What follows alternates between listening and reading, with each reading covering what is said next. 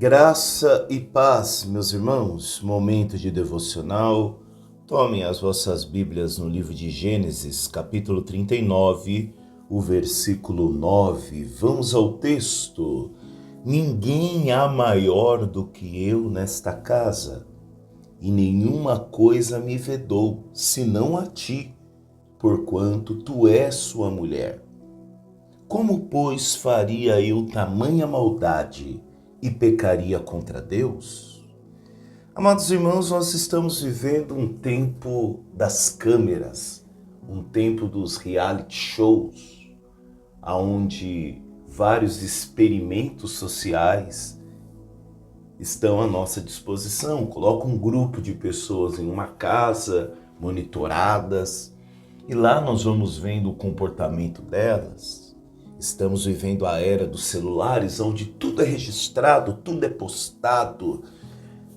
E diante desse versículo, ficou um questionamento que eu gostaria de passar para os irmãos deste devocional.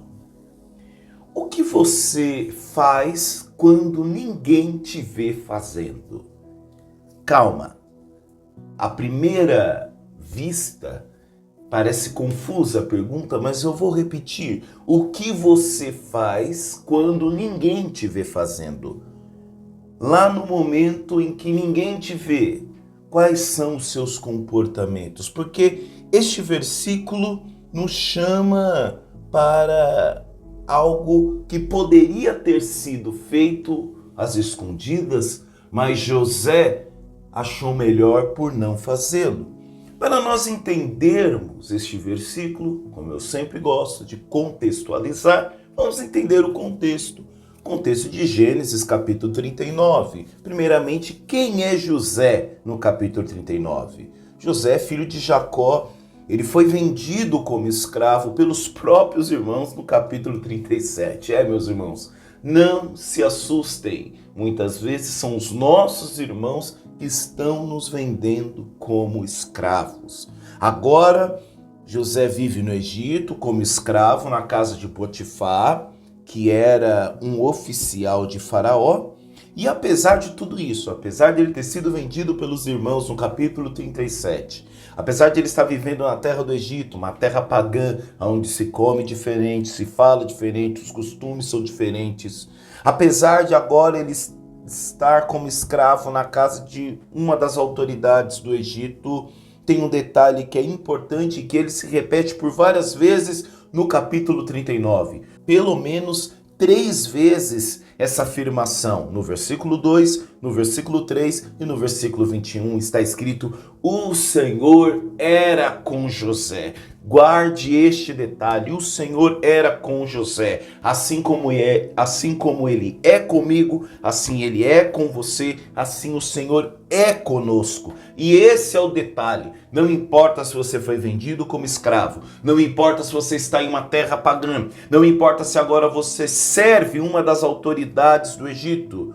não importa, o que importa é este detalhe: o Senhor era com José.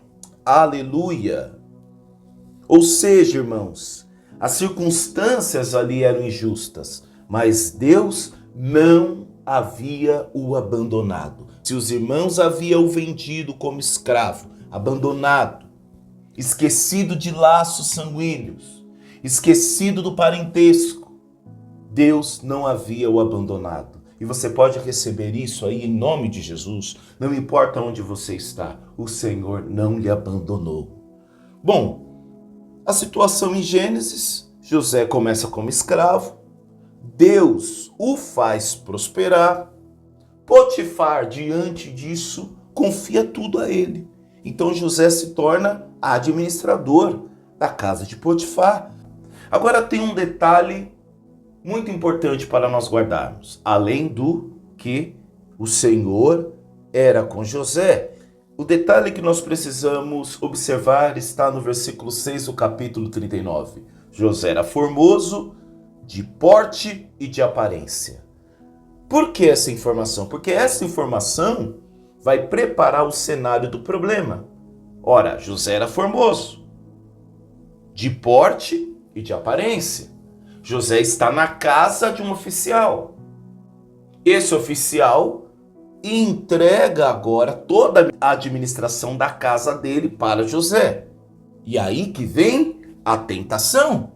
A esposa de Potifar começa a assediá-lo repetidamente. Começa a desejá-lo. Irmãos, isso acontece no nosso dia a dia.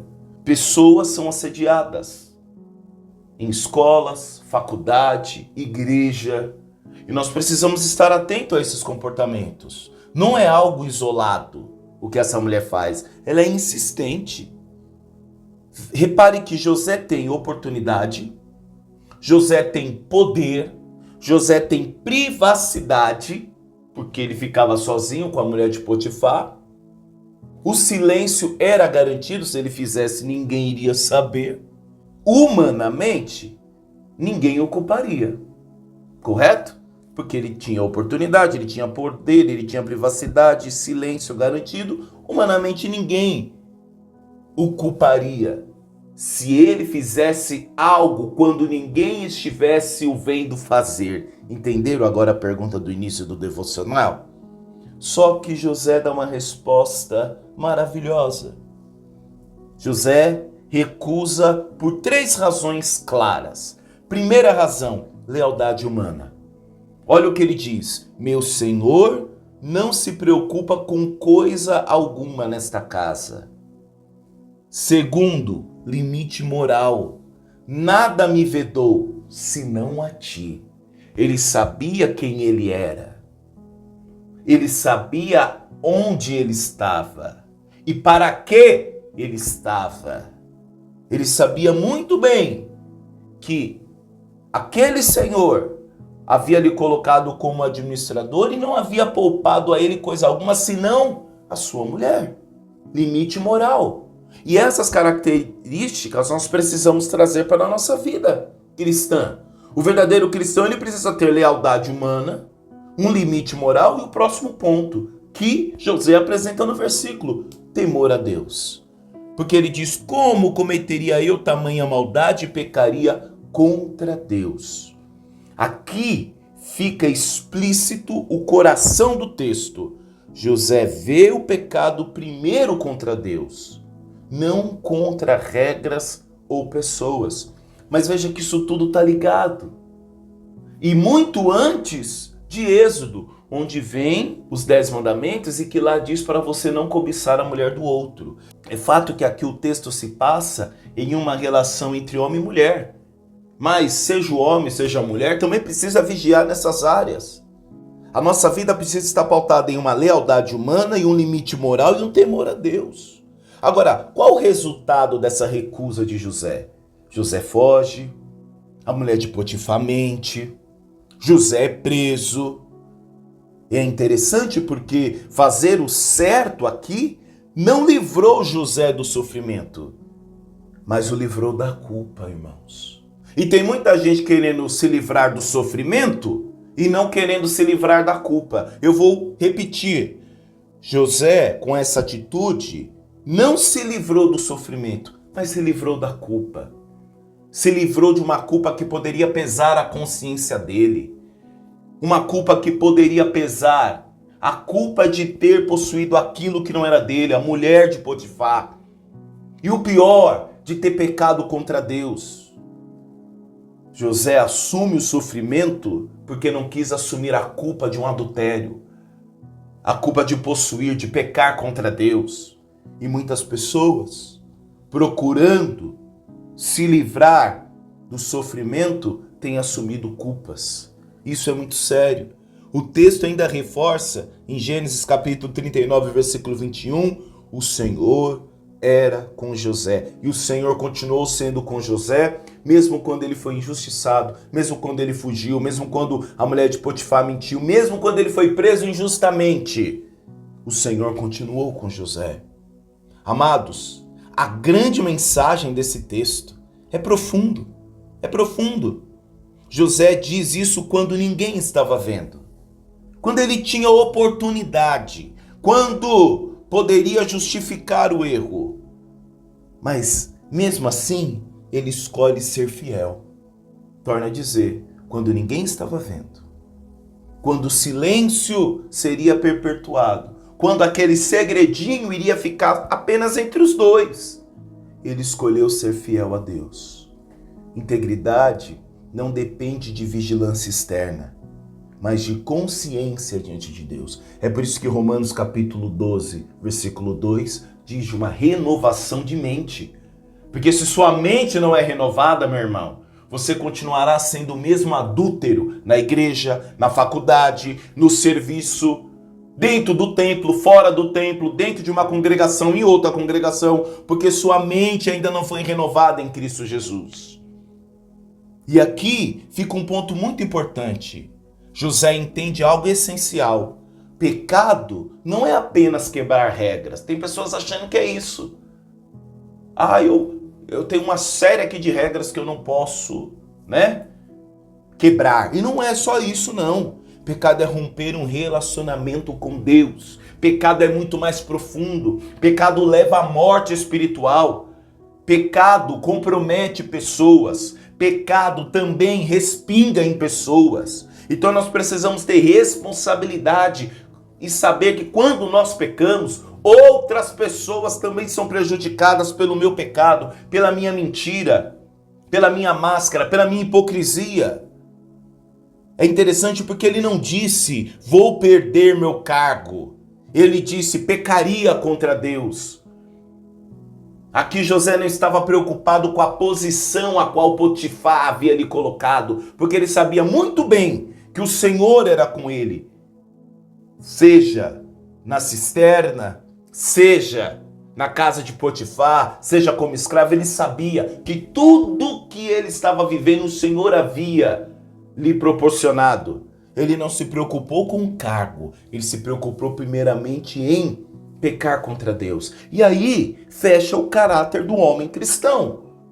Porque aquele que está em Cristo, nova criatura é. As coisas velhas se passaram. Os costumes, os desejos, as cobiças, as tentações. Ele só vê Deus, irmão. Ele viu mulher de Potifar, não como mulher de Potifar. Talvez viu como irmã. E se não como irmã, ele viu alguém que não poderia tocar.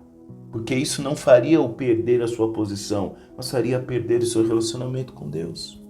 Agora, de que forma podemos aplicar esse texto? Primeira pergunta, e eu repito, quando ninguém está vendo, o que você faz? No trabalho, na internet, nas conversas privadas, nas decisões pequenas. Uma pergunta-chave para hoje é, isso honra a Deus ou apenas satisfaz a mim? José poderia ter se satisfeito com aquela mulher, mas não estava honrando a Deus.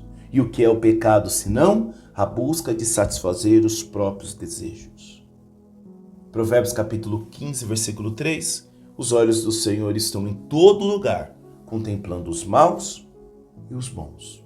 Segundo ponto, quando a tentação vem disfarçada de oportunidade. Pense aí, José poderia ter pensado, ninguém vai saber. Eu mereço, sofri tanto, Aí começa a história triste para justificar o pecado. O que tem de gente usando história triste para justificar pecado. Eu fui vendido pelos meus irmãos como escravo. Agora eu tô aqui. Vê se pode, eu mereço. Eu mereço. É o senso do merecimento, Essa vaidade encruada no ser humano, achando que tudo que ele faz merece alguma coisa. E aí, vem até aquele pensamento, era só uma vez, mas ele foge literalmente. 1 Coríntios capítulo 10, 12 e 13, aquele pois que pensa estar em pé, veja que não caia. Deus é fiel e não permitirá que sejais tentados além do que podeis suportar. Literalmente, José foge. Não brinque com o limite. Fuja dele. Amados, não vamos brincar com aquilo que é mais forte que nós. Fuja. Não se preocupe com sofrimento. Se preocupe em carregar uma culpa. Fuja. Terceiro ponto, e aqui nós encerramos. Quando ser fiel custa caro. José fez o certo e foi preso. Fidelidade nem sempre traz recompensas imediatas, mas sempre preserva o coração. Eu fico imaginando José na prisão, mesmo que injustamente, mas com o coração leve, sabendo que ele não pecou contra Deus. Tem diferenças, irmãos. Tem diferença. Às vezes os irmãos dizem assim, porque está lá no cárcere, amém, irmão. Mas o que está lá no cárcere, ele está pagando pelas consequências dele. A palavra do Senhor diz que o nosso Deus não tem culpado por inocente. Deus é misericordioso, Deus perdoa, mas Ele não nos priva das consequências. Ele não nos priva de colher o fruto das nossas más decisões.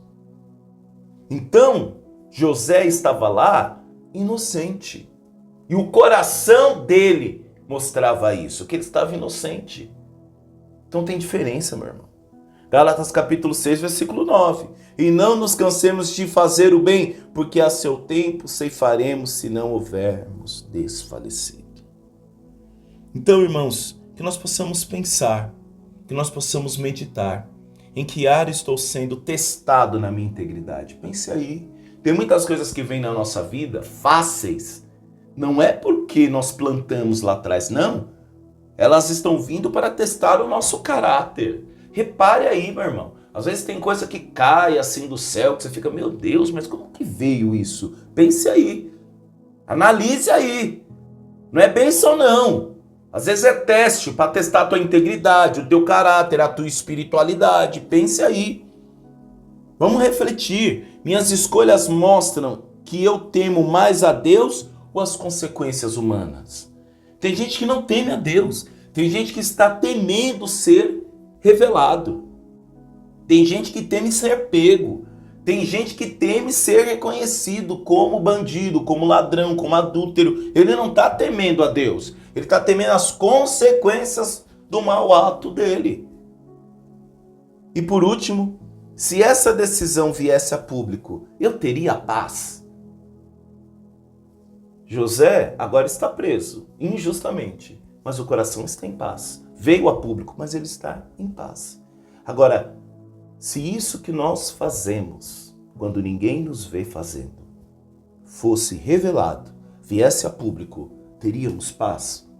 Eu acho que essas reflexões nos ajudam a pensar se vale a pena, irmãos, se vale a pena. Salmo 101, versículo 2, andarei em minha casa com coração íntegro. Vamos orar. Pai querido, nós te agradecemos por mais um dia. Senhor, agradecemos pela tua bondade e misericórdia, certos de que os teus olhos nos veem em todas as situações. Pai, nos ajude a ser íntegros. Nos ajude, Senhor, principalmente, a não pecar contra o irmão e não pecar contra ti. Saber que essa relação não pode ser dividida. Senhor, nos ajude a viver numa fé vertical e também horizontal, em respeito, em lealdade. Nos ajude, Senhor Deus, a ser homens, mulheres de Deus, com mentes renovadas, conduzidos pelo Espírito Santo, em todo lugar onde estivermos. Tira de nós as máscaras, as fantasias. Pai, nós queremos, Senhor, abrir mão dos personagens que temos tomado posse dia a dia. Nos ajude a ser um, Senhor, em Ti. É o que nós oramos e pedimos no nome de Jesus. Amém. Forte abraço, meu irmão e minha irmã. Deus abençoe e até amanhã. Tchau, tchau. Fique com Deus.